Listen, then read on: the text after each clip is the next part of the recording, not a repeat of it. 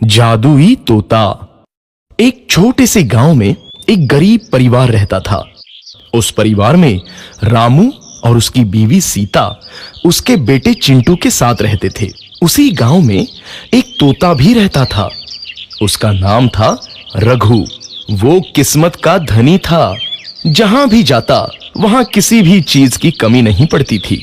एक दिन रघु उड़ते उड़ते उस गरीब परिवार के घर गया। रघु सोचता है, अरे वाह, लगता है यहाँ आज बहुत अच्छा खाना मिलेगा। मैं पेट भर के खाऊंगा। वो एक कटोरी में रखे अमरूद देखता है। अरे वाह, अमरूद, मुझे तो ये बहुत पसंद है। मैं तो इसे पेट भर के खाऊंगा। रघु तोता अमरूद खाने ही लगता है। तभी सीता रघु को अमरूद खाते देखती है तो गुस्सा हो जाती है और उसे वहां से भगा देती है।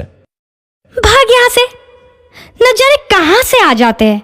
मैं तो परेशान हो गई हूं इनसे। सीता के भगाने के बाद रघु चुपचाप से एक कोने में रहता है। धीरे धीरे उस परिवार की बरकत होने लगती है। एक दिन रामू और सीता खाना खाते वक्त बातें करते हैं। आजकल हमारी बहुत तरक्की हो रही है, काम भी अच्छा चल रहा है। रामू कहता है। इस पर सीता कहती है, सच कहा, भगवान हमेशा ऐसे ही हम पर मेहरबान रहे। बेटा चिंटू भी कहता है, पिताजी, मुझे खिलौना लेके दो ना, मेरे सभी दोस्तों के पास है। रामू कहता है, ठीक है, जरूर लाऊंगा। सीता कहती है, कितने खुश है सब, मेरे परिवार को किसी की नजर ना लगे।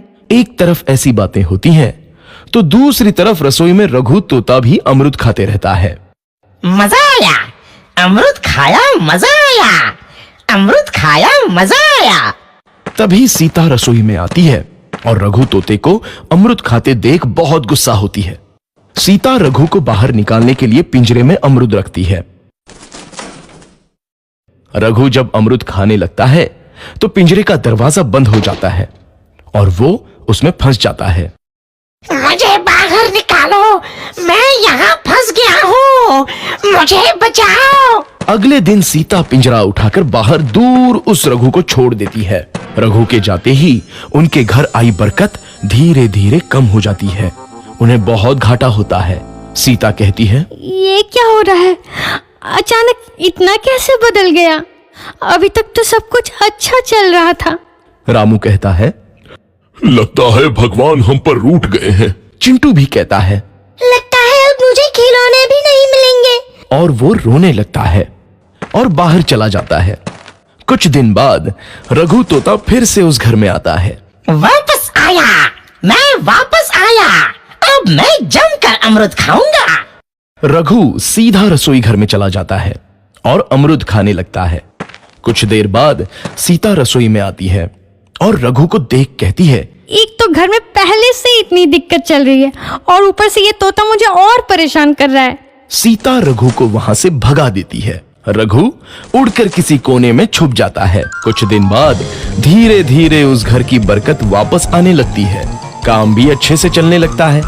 एक रात जब रघु तोता अमरूद खाने जाता है तो पिंजरे में फंस जाता है। ये लोग आखिर चाहते क्या हैं? एक तोते को शांति से अमरूद खाने क्यों नहीं देते? मैं कौन सा चोरी कर रहा हूँ? बस अमरूद ही तो खा रहा हूँ। तभी रामू वहां आता है और पिंजरे में रघु तोते को देख उसे बाहर छोड़ देता है। ये तोता भी कितना जिद्दी है, बार बार वापस आ जाता है। जैसे ही रामू रघु को छोड़ देता है, अगले दिन से फिर से उनके घर की बरकत जाने लगती है। काम में घाटा होता है। किसी को समझ नहीं आ रहा था कि ऐसा क्यों हो रहा है। रघु तोता घर आता है तो अचानक बरकत आती है और जब रघु तोता को बाहर निकालते हैं तो बरकत चली जाती है। एक दिन सीता रघु तोते के घर आने और बाहर जाने की स्थिति पर नजर रखती है। ये तोता जब भी घर आता है तो घर में बरकत आती है और जैसे ही ये घर से बाहर जाता है तो उसी के साथ बरकत भी चली जाती है। कहीं ये जादुई तोता तो नहीं है? अगली बार जब ये तोता घर आएगा तो मैं इसे कहीं नहीं जाने दूंगी। सीता रघु का बहुत इंतजार करती है लेकिन रघु तोता दोबारा उस घर में कभी नहीं आता।